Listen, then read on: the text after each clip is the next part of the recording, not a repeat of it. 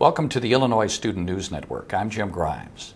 On this special report, you'll see a presentation by Ralph Martire, the Executive Director of the Center for Tax and Budget Accountability, on the school funding crisis in Illinois. And following that, we'll have comments from the President of the Illinois Education Association, Ken Swanson.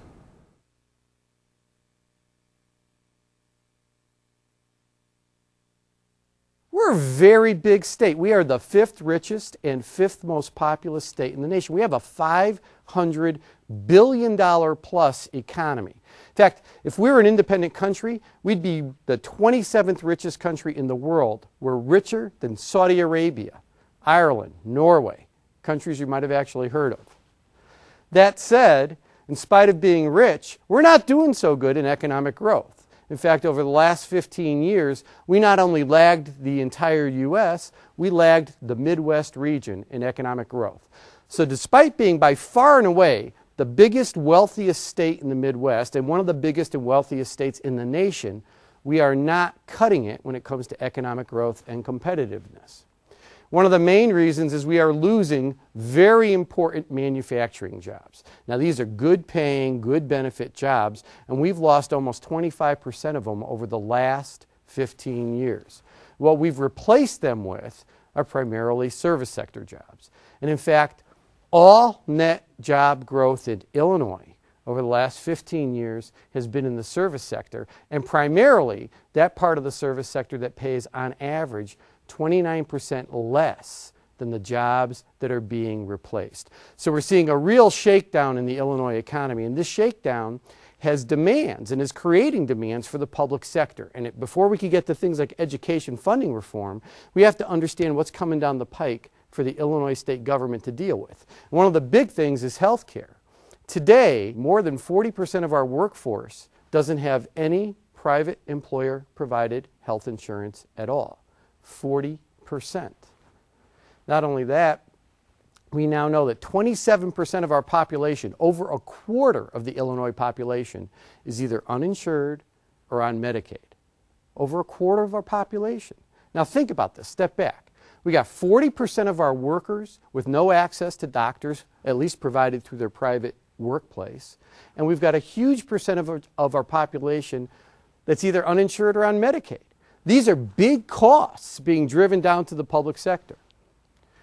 Another thing we're learning is that we are losing retirement benefits in the private sector almost completely. Now, today in Illinois, less than half of the workers have any private employer-provided retirement benefits. Less than half. So now, put all this together. As workers go through their careers, they're being paid significantly less than they were before.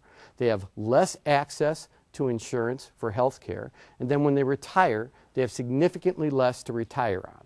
So at each stage of a worker's career, we've created more demand for the public sector, whether it's assistance with housing, health care, retirement, income supports.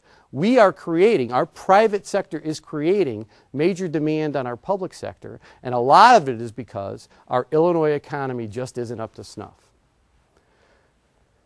The net result of all this is we've been losing income. Over the last 6 years, median income in Illinois has declined by over 12%.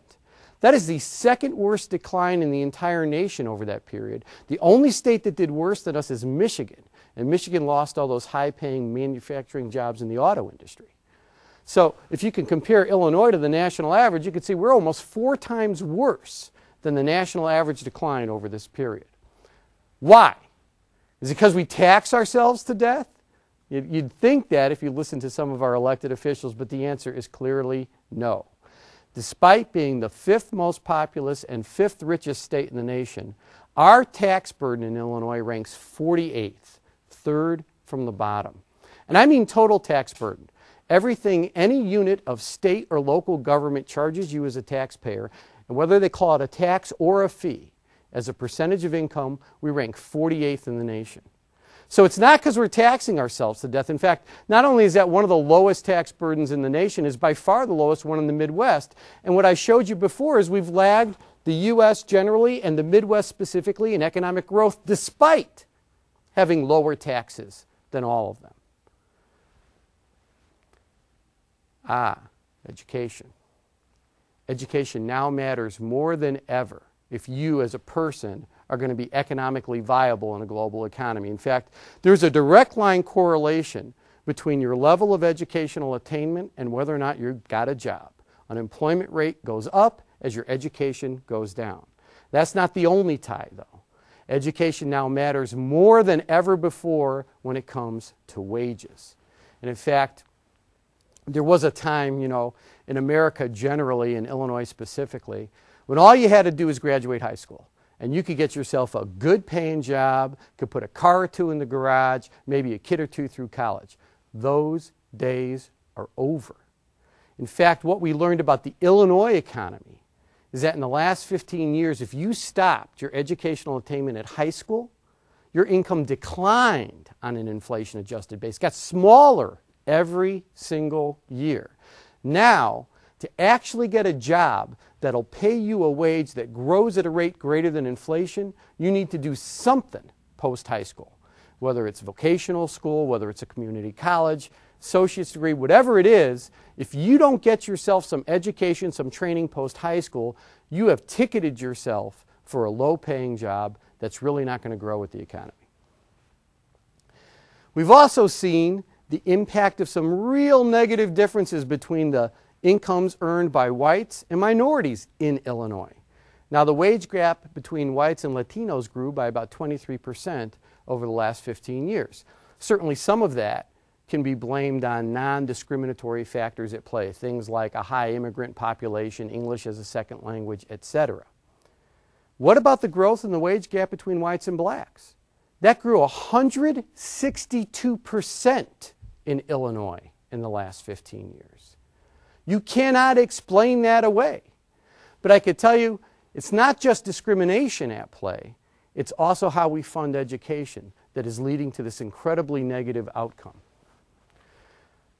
50 years after Brown versus Board of Education, schools in Illinois are still very much separate. In fact, according to a recent Harvard University study, we are the third most segregated state when it comes to education in the entire nation.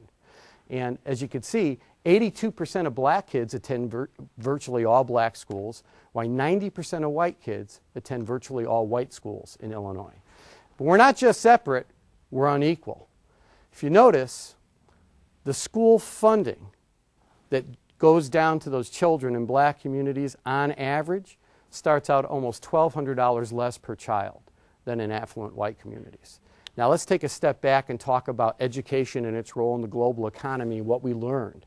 What we learned is if you don't have a real good, high quality pre-K through 12 education, and then you take that education and leverage it into something post-high school, you're not viable economically in the current economy. Yet, we underfund the schools in low-income areas, in areas of poverty, in areas of minorities, and then we wonder why wage gaps between whites and blacks grow. If you look at the data, you could really see that the way we are funding education is absolutely playing a role in the competitiveness of children. And instead of becoming sort of the stepping stone to a brighter future, it's becoming an obstacle. And now that we know education is really important, what have we done with higher ed? Since you have to do something post-high school to really be viable, well, at the state level, we aren't funding it so well. As this shows, we've taken the appropriations given to higher education by the state of Illinois and adjusted them for inflation, just to see if, in fact, in real terms, the amount of money we were investing in higher education in this state was increasing or declining. And the story doesn't look so good. From 2003 to 2007, you can see there's been a significant disinvestment in higher education.